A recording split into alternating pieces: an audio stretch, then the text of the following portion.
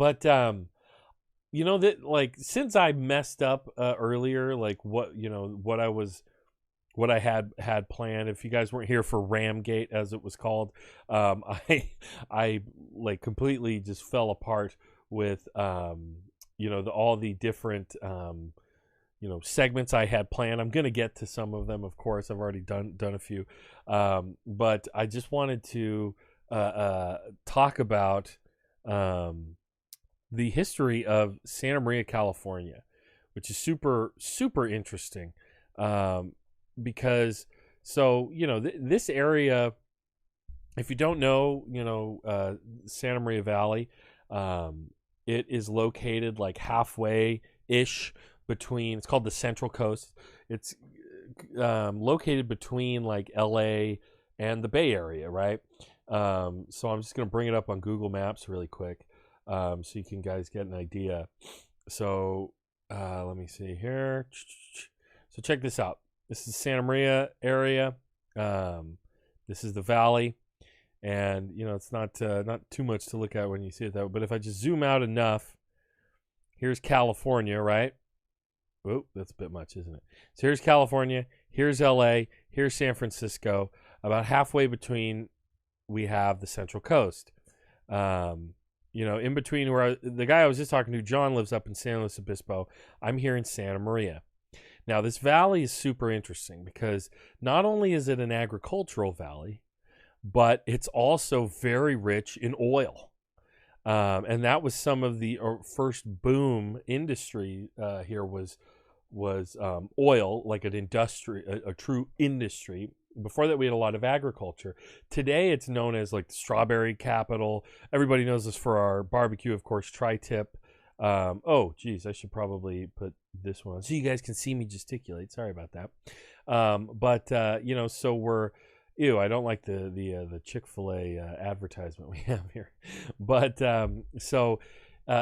today we're known for growing a lot of crops, like just strawberries, lettuce, just tons of different. I mean, we do feed a lot of the country. California is massively agricultural, but before it was big on the agriculture, it was also ranching, like dairy. Nudson's Dairy was a lot of it was located here.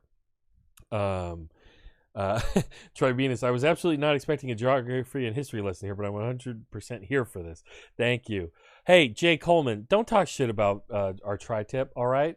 Yes, brisket is good, but tri-tip, I'm sorry, but you got to have our tri-tip. You got to come here and then have our tri-tip, and then you can deign to judge it in comparison to brisket. You haven't had our tri-tip.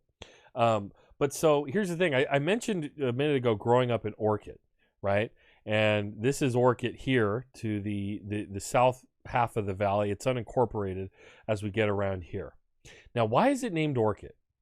Okay. There was a guy named William Orcutt. What did William Orcutt do? William Warren Orcutt was born 1869, died in 1942, was a petroleum geologist who is considered a pioneer in the development of oil production in California and the use of geology in the oil industry. So this guy was literally like the first generation of what are called petroleum geologists, where they could actually look at the geology of an area and go, I know where the oil is. I can find you the oil. Now, so the south half of Santa Maria Valley is named after William Orcutt. We had in Orcutt, there was one of the largest ever single oil wells, which was called Old Mod, in Orcutt. So this is Old Mod. These are pictures of Old Mod. It was considered like at one point it was the most producingest oil well in the country. It in one go let out to like more oil than had ever been seen at the time. Okay, so this valley, Santa Maria Valley, which I started with, is an oil valley. Okay, this map's boring to look at. Let's make it satellite. Boom. So this valley here used to be filled with oil wells. Literally, if you live in the Santa Maria Valley, you are surrounded by capped oil wells. Okay. Nowadays, the industry has moved out to the south in these canyons. If you ever look out at the Orcutt Hills here, there are oil wells out there. They do hydraulic steam extraction. That's not fracking, but it's kind of close. They inject, like high temperature water into the ground and extract it that way. And then out here is Cat Canyon, and Cat Canyon has all kinds of different oil companies are out here with different kind of wells that they are working on. Okay. So again, that's what Orcutt is named after, William Orcutt. Now, who was William Orcutt buddies with? He's buddy with this guy, George Allan Hancock. Give me a John Hancock on that. Well, this is George Allan Hancock. Now, George Allan Hancock was the owner of Rancho La Brea Oil Company. He inherited Rancho La Brea, including the La Brea tar pits, which he donated to Los Angeles County. He also developed Hancock Park, Los Angeles. He was vice president in the Los Angeles Hibernian Bank, treasurer of the Los Angeles Symphony Association, president of the Automobile Association of Southern California, and he owned the Santa Maria Valley Railroad, established Rosemary Farm. This is a very big farm in this area, and developed the Santa Maria Ice and Cold Storage Plant. Guys, the valley that I live in, if you live in Santa Maria Valley, you understand Santa Maria Valley, this one man did more for the character of our valley than any one person. It's actually pretty insane, everything that this guy did. I don't know if you guys can hear that, but my cat is going crazy. Do you hear him screaming at me? Hold on. The kitten minute's going to come a little early today, but I'm still going to talk about G. Allan Hancock. So this is a subject that I've reported on, like the history of our valley. G. Allan Hancock is a trip. Talk about a magnate industrialist. This guy was like old school type of, like old world industrialist.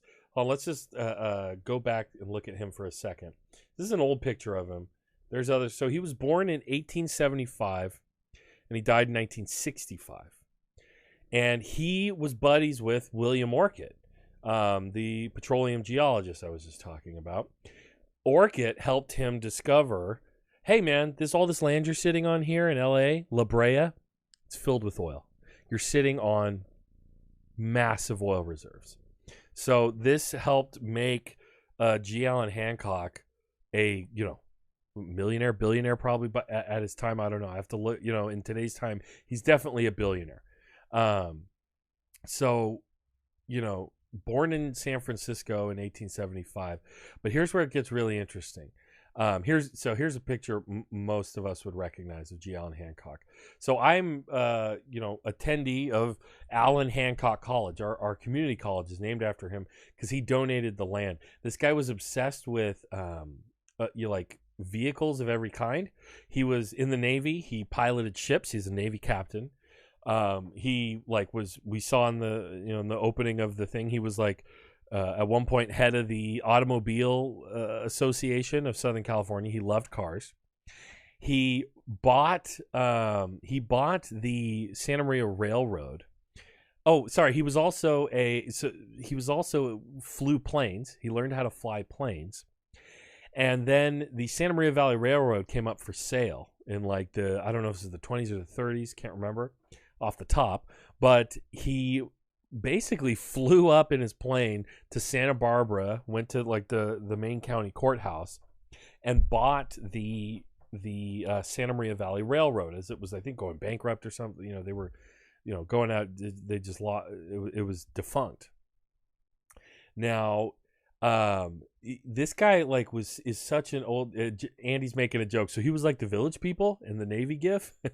No, he was. I mean, think of the old school tycoon character you think of from I don't know what you could think of the Monopoly guy, but the Monopoly guy is just a characterization of Wall Street, banksters, right? This guy was a banker too, but he was, like I said, he was a Navy ship captain. He was obsessed with vehicles. He was president of the Automobile Association, could fly planes. Then he bought the Santa Maria Valley Railroad, and he was a train conductor. He was certified to do that too. Literally any type of vehicle that was available to him, this guy's like, I'm going to drive it. He was involved with the Southern Cross landed at what is today Allan Hancock College, where my